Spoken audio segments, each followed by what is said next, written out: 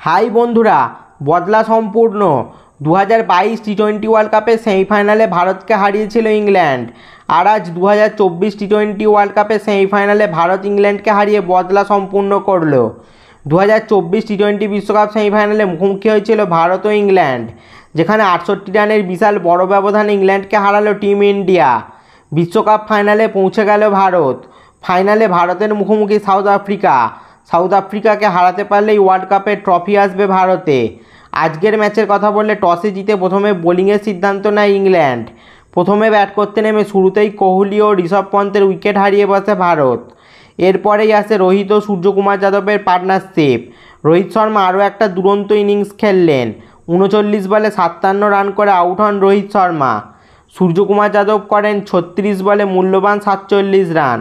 শেষ দিকে হার্দিক পান্ডিয়া 13 বলে 23 রান ও জাদেজা 9 বলে 17 রানের ইনিংস খেলেন। অক্ষর প্যাটেলও করলেন 6 বলে 10 রান। নির্ধারিত 20 ওভারে ভারতের স্কোর গিয়ে দাঁড়ায় 7 উইকেটে 171 রান। 172 রানের টার্গেট চেস করতে গিয়ে 103 রানেই শেষ ইংল্যান্ডের ইনিংস। ভারত ম্যাচ জিতে যায় 68 রানে। তবে রান চেসের শুরুটা বাটলার বেশ ভালোই করেছিলেন, কিন্তু স্পিনার অক্ষর প্যাটেল আসতেই বাটলারের জারিজুরি শেষ। 15 বলে 23 রানে বাটলারকে আউট করেন অক্ষর প্যাটেল। অপর ওপেনার ফিল সল্টকে 5 রানে বোল্ড করে দেন বুমরা। এরপর আর ম্যাচে ফিরতে পারেনি ইংল্যান্ড। কুলদীপ যাদব ও অক্ষর প্যাটেল দুরন্ত বোলিং করলেন এদিন। কুলদীপ 4 ওভার বল করে 3টে উইকেট নিলেন 19 রানের বিনিময়ে। অন্যদিকে অক্ষর প্যাটেল বাপু 4 ওভার বল করে 23 রান দিয়ে নিলেন 3টে উইকেট। বুমরা নিয়েছেন 2টে উইকেট।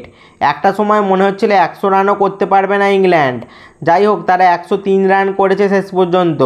16.4 ওভারে 103 রান করে all out England. Bharat match জিতে যায় 68 রানে। ম্যান অফ দি ম্যাচ হয়েছেন অক্ষর প্যাটেল। তো বন্ধুরা, সেমিফাইনালে ইংল্যান্ডকে হারিয়ে ফাইনালে পৌঁছলো টিম ইন্ডিয়া। ফাইনালে ভারতের প্রতিপক্ষ সাউথ আফ্রিকা।